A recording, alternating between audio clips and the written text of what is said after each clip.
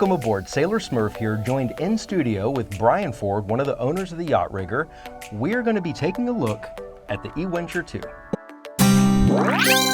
I'm going to take this time to go over a little product demo here. This has been a life-changing piece of equipment for us.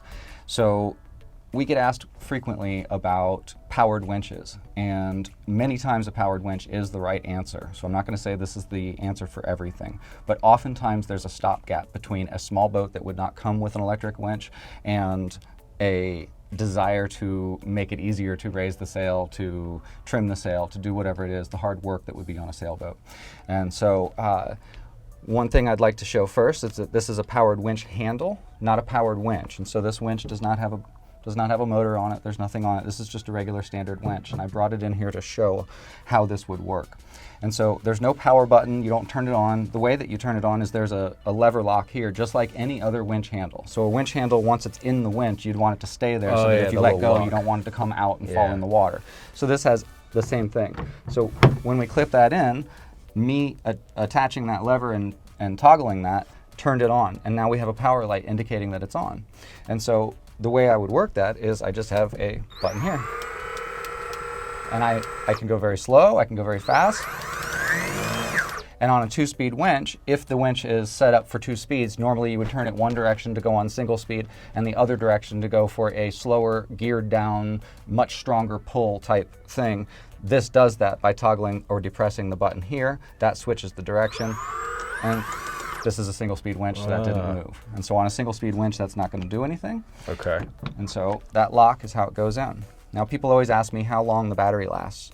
And just like anything else, the battery lasts depending on what you're doing with it. And so if you got an electric skateboard and tried to go, let's say up a hill in San Francisco, it's not going to last near as long as if you went the same amount of distance in Florida.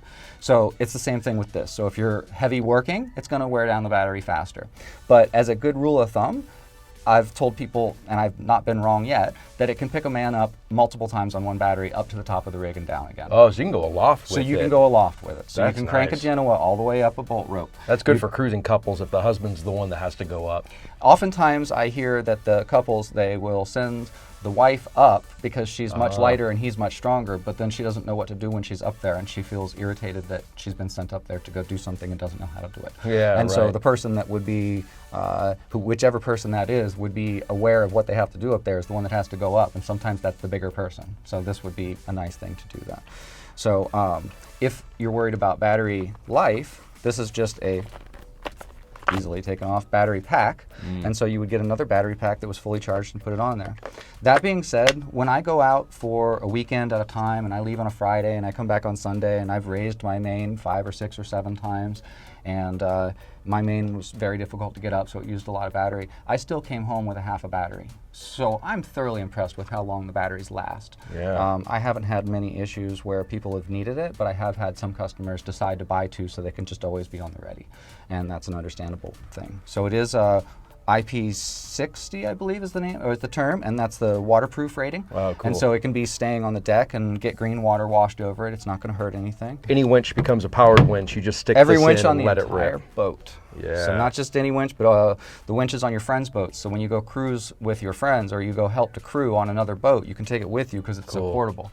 And are you able to charge this battery while still using the device, or does the battery charge through the device? If you had 2 batteries, you could be Right, using if you the have device. 2 is what I mean. Yes, If if you you have need a 2 batteries, second then you would charge. have this one on the charger over here separately. It is not connected to the device. So to Oh, answer your cool. question directly, it does not charge through the device. So you can charge the battery separately, Absolutely. plug it into the wall, And and on then the have your note- second battery running the wincher still. Okay. Yes, and on the note of how to charge it, there's a 110 charger, Okay. there's the 12-volt charger, Wow, that's sweet.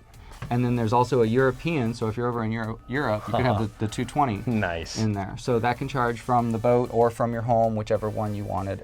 They also ask oftentimes, how long does it take to charge a battery? If it's completely dead and not able to function anymore, it'll take about 4 hours. Okay. But usually they're not all the way dead.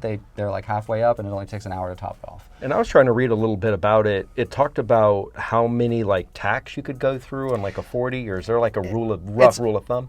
A lot. Let's let's put it that way. I tell you, if you're counting tacks, you're lose count before you worry about it. Okay. The reason they said that was they went on a 38-foot boat, if I remember correctly, a 40-foot boat, and they were tacking 130% Genoa, and so it starts out very low load but high revolutions, and then ends up getting more and more difficult as you crank it in. And so they counted how many times they could tack up a short channel to see how many times they could do that. And I believe it was somewhere around 50 or 60 tacks. It was a lot. Oh, that's sweet. Awesome.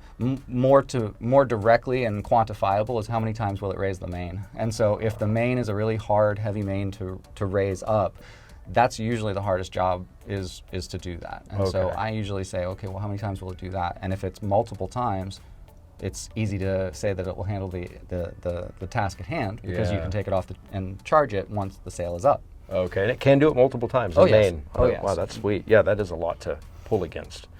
Awesome. One of the other things that I immediately didn't think of, but I've had customer feedback tell me about, is some older boats in the 80s and 90s. They had very big electric winches in their cockpits. Like, let's say I'm talking like a 65-foot monohull has a very large winch in the cockpit, and it's a powered winch.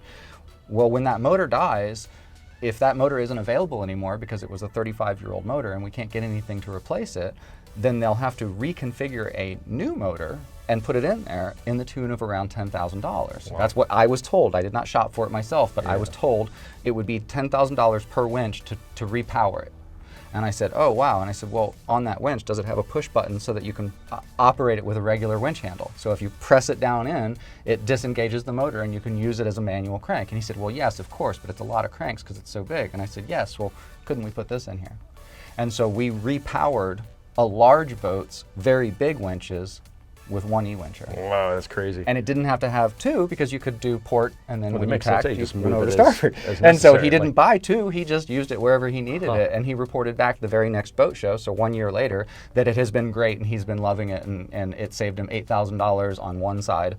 So really more like $18,000 that it saved him, and he's happily sailing on that same boat and didn't have to change anything out. So I thought That's that was rad. cool. Oh, I love it. I thought That's that was cool. pretty- Let us know if you'd like to see this product featured in a full review episode. And as always, the purchase links to this are below, along with any other products that we may have mentioned. And please help us help the cruising community by hitting the like, the subscribe, and commenting below.